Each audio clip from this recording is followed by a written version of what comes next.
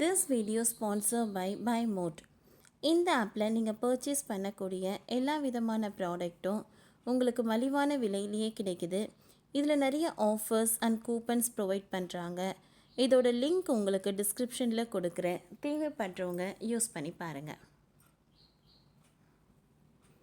லஞ்சமாக கேட்குறீங்க?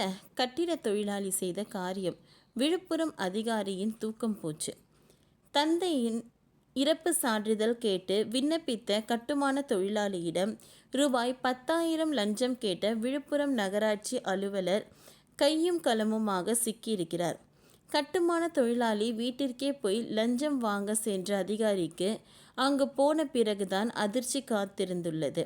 விழுப்புரத்தில் நடைபெற்ற இந்த சம்பவத்தின் முழு விவரங்களையும் பார்க்கலாம். அரசு சேவைகளை பெற மக்கள் அதிகாரிகளை அணுகும்போது லஞ்சம் கேட்பது பல்வேறு இடங்களில் நடைபெறுகிறது.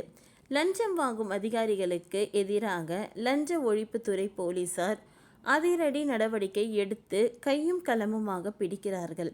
லஞ்சம் வாங்கும் அரசு அதிகாரிகள் மீது சஸ்பெண்ட் உள்ளிட்ட நடவடிக்கைகள் எடுக்கப்படுகின்றன. அரசு ஒரு பக்கம் கடுமையான நடவடிக்கை எடுத்தாலும் கூட மற்றொரு பக்கம் இது போன்ற செயல்கள் தொடர்ந்து கொண்டுதான் இருக்கின்றன. அப்படியான ஒரு நிகழ்வுதான் விழுப்புரத்தில் நடைபெற்றுள்ளது. இது குறித்து விவரம் பார்க்கலாம். விழுப்புரம் காகக்குப்பம் பகுதியில் வசித்து வருபவர் காத்தமுத்து, வயது 58. கட்டிட தொழிலாளியான இவருடைய தந்தை அபிமன்னன் கடந்த 2016ஆம் ஆண்டு உடல்நலக்குறைவால் இவர் இறந்துவிட்டார். இவரது இறப்பு சான்றிதழை மகன் காத்தமுத்து உடனடியாக வாங்கவில்லை.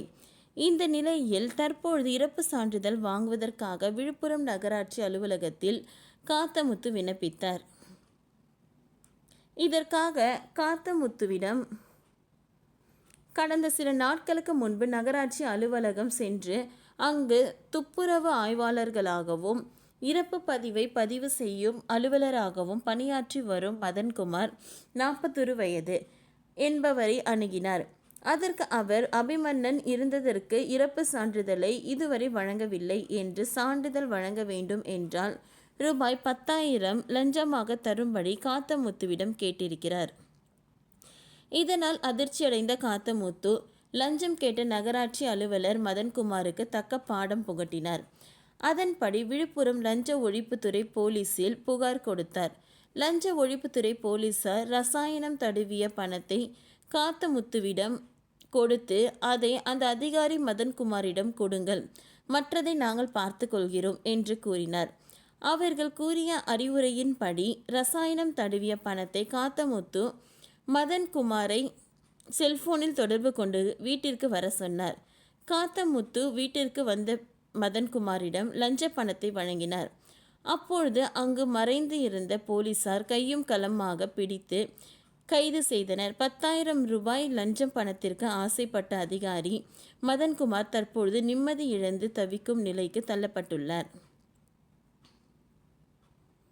ஓகே ஃப்ரெண்ட்ஸ், இந்த வீடியோ உங்களுக்கு யூஸ்ஃபுல்லாக இருந்ததுன்னா லைக் பண்ணுங்கள், ஷேர் பண்ணுங்கள், சப்ஸ்கிரைப் பண்ணுங்கள். தேங்க்யூ.